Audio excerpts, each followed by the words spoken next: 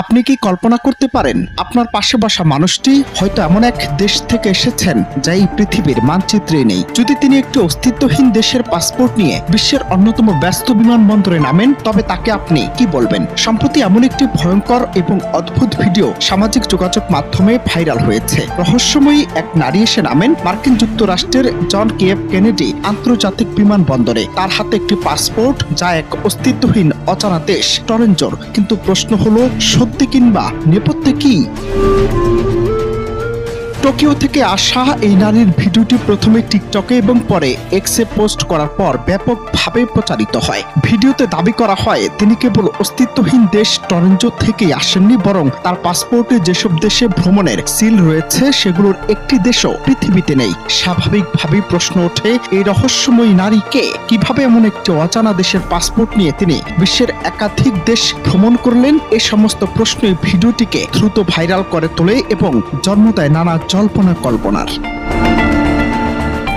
কিন্তু এই চাঞ্চল্যকর ভিডিওর সত্যতা কি? বিমানবন্দর কর্তৃপক্ষ, মার্কিন কাস্টমস এবং সীমান্ত সুরক্ষা কিংবা কোনো বিশ্বাসযোগ্য সংবাদ মাধ্যমে এই ধরনের ঘটনার সমর্থনে কোনো বিবৃতি প্রকাশ করেনি। এই নিরাপত্তা রহস্যকে আরো ঘনীভূত করে। তবে বিশেষজ্ঞরা বলছেন টরেঞ্জো গল্পটি নতুন নয়। এটি 1954 সালের ম্যান ফ্রম টরেন্ট এর একটি শহরে কিংবদন্তি গল্প থেকে নেওয়া হতে পারে, যেখানে এক কাল্পনিক জাতির পাসপোর্টধারী ভ্রমণকারী হেফাজতে থাকাকালে নিখোঁজ হয়ে গিয়েছিলেন। এছাড়াও 1959 সালের প্রতারক জন জেগার্সের মামলার সাথেও এর সাদৃশ্য রয়েছে, যিনি টুয়ারিডের মতো ভুয়া দেশের পাসপোর্ট জাল করে ব্যাংক জালিয়াতি করেছিলেন।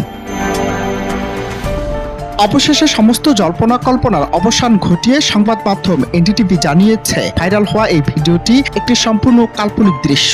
এটি কোনো সত্যিকারের বাস্তব ঘটনা নয়, বরং অত্যাধুনিক কৃত্রিম বুদ্ধিমত্তা বা এআই প্রযুক্তি ব্যবহার করে তৈরি করা হয়েছে। এআই দিয়ে তৈরি এই ভিডিওতে ঘটনাটিকে এমনভাবে উপস্থাপন করা হয়েছে যা দর্শকের সহজে বিভ্রান্ত করতে সক্ষম হয়েছে, এবং এই প্রযুক্তিগত কারসাজি প্রমাণ করে সোশ্যাল মিডিয়ায় যা দেখা যায় তা সব সত্য নয়।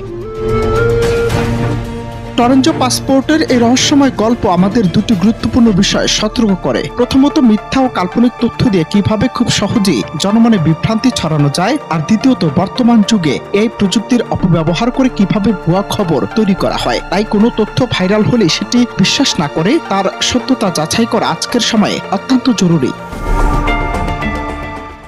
অনন্ত হাসান মাসুদ, বাংলা টিভি।